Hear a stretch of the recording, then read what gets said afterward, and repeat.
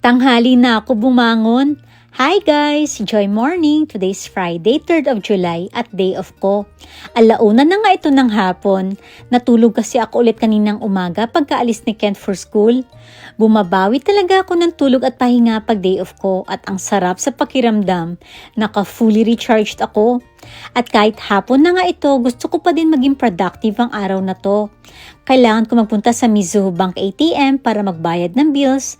Gusto ko din mag-workout at magluluto ako. Kahit day off madami pa din talaga gawain. Kaya hindi talaga totally day off, lalo na pag single mom dito sa Japan. At bago pa man ako maging busy, kailangan ko muna mag-coffee para mag-function ako. After ko kumain, nag-harvest na muna ako sa garden ng mga shishito, itong mahabang sili and mini tomatoes.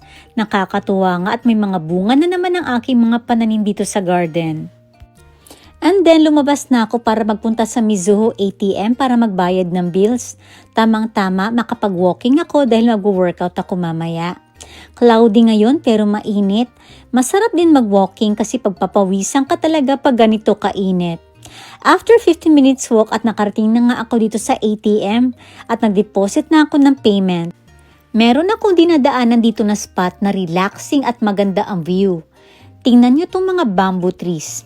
Ang ganda nila pagmasdan. Nakaka-relax talaga mag-walking dito pagka ganito ang view. Napadaan ako dito sa isang shop na nagtitinda ng mga halaman at nagtingin muna ako saglit. Ang gaganda ng mga halaman nila dito at ang healthy. Lalo na itong mga succulents, ang gaganda. Then bago ako umuwi, pinakain ko muna mga alaga kong koi fish dito sa river. Malapit lang to sa bahay. Buti nga at hindi umuulan kasi kapag maulan, hindi ko sila nakikita.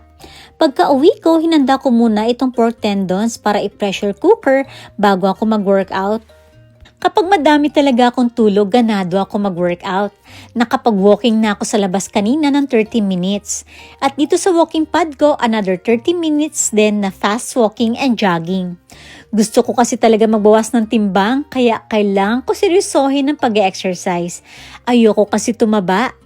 Next is ab roller exercises, mga 50 times neto. Isa din to sa favorite ko na exercise kaya lagi to included sa home workout ko. Nag-kettlebell exercises din ako.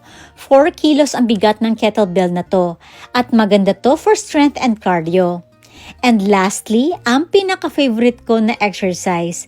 Medyo mahirap lang to sa umpisa pero maganda to, napaka-effective basta may consistency lang. Feeling ko nagkaka-abs ako dito after workout. After ko mag-exercise, sinalang ko yung mga labahan para kinabukasan konti na lang mga gawain ko. And then, nag-prepare na ako ng mga ingredients ng mga lulutuin ko. Nag-crave kasi ako ng pork sinigang at magluluto din ako ng spaghetti para kay Kent. Kaya eto, ang dami na ng mga ingredients ang naka-prepare. Natutulog nga si Kent dito sa sofa habang nagpe-prepare ako ng mga lulutuin ko. Inuna ko muna ang pork sinigang pero para to bukas for lunch. And then itong spaghetti naman para sa dinner namin tonight. After ko magluto, sakto nagising na si Kent at kumain na kami. O siya, hanggang dito na lang muna ang vlog na to. Thank you so much for watching. Be beautiful and be kind. God bless!